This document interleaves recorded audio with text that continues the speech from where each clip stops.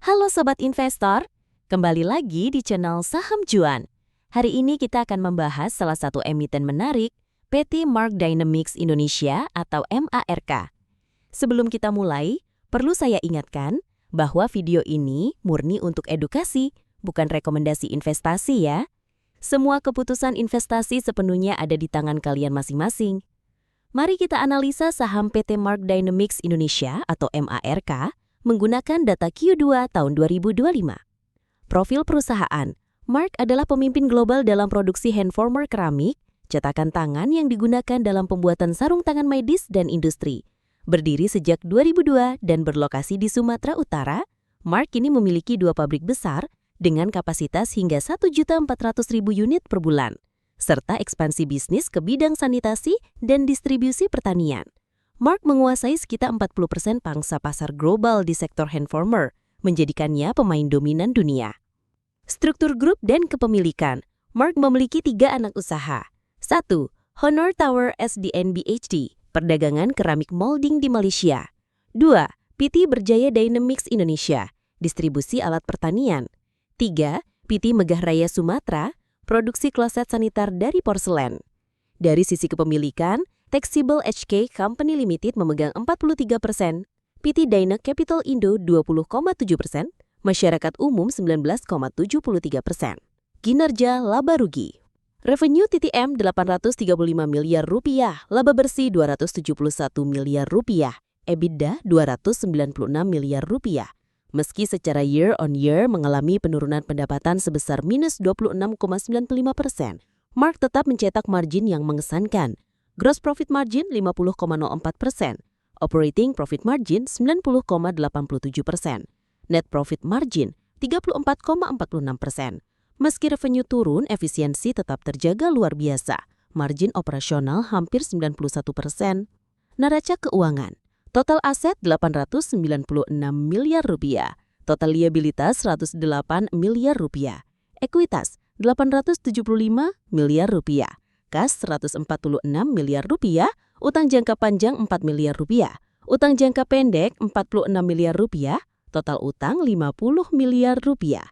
Rasio solvabilitas sangat sehat, debt to equity hanya 0,06, current ratio 4,92, quick ratio 3,37. Mark memiliki net cash 97 miliar rupiah, artinya secara bersih Mark tidak punya utang. Arus kas dan FCP, operating cash flow TTM 269M, free cash flow TTM 254M, capex sangat kecil hanya 15M. Mark adalah mesin uang yang kuat, arus kas bebas besar dan cukup stabil, menandakan kemampuan perusahaan mendanai pertumbuhan dan dividen tanpa utang. Valuasi saham, PER TTM 9,48, forward PER 7,22, PBV 2,93, EBV EBITDA 8,34, PEG ratio 0,11 sangat murah. Jika dibanding median IHSG per 8,48, valuasi Mark masih cukup atraktif apalagi earnings yield 11,55% dan kinerja kas yang luar biasa. Dividen dan yield. Mark terkenal royal dalam membagikan dividen, total dividen TTM Rp70. Dividen yield 10,37%, payout ratio 101,32%, sangat tinggi. Meski payout besar, perusahaan masih memiliki FCP yang cukup sehingga dividen tampak masih sustain untuk jangka pendek menengah. Pertumbuhan dan tantangan. Sayangnya, Mark sedang menghadapi tantangan. Pendapatan YoY turun 26,95%. Laba bersih juga turun 18,29%. Penurunan ini bisa disebabkan oleh lesunya permintaan sarung tangan global pasca COVID, oversupply dari produsen glove dunia, tekanan harga jual. Namun, dengan ekspansi ke bisnis sanitasi dan pertanian, Mark mencoba mendiversifikasi sumber pendapatan. Profitabilitas dan efisiensi. ROA 27,44%, ROE 30,93%, ROIC 27,81%, Return on Capital Employed 35,58%. Ini angka yang sangat tinggi, menunjukkan efisiensi luar biasa dalam mengelola modal dan aset.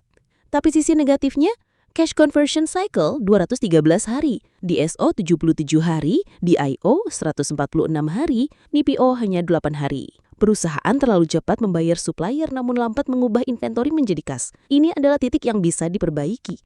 Kesimpulan analisa fundamental. Kelebihan, pemimpin global, market share 40%, margin tinggi dan efisiensi hebat.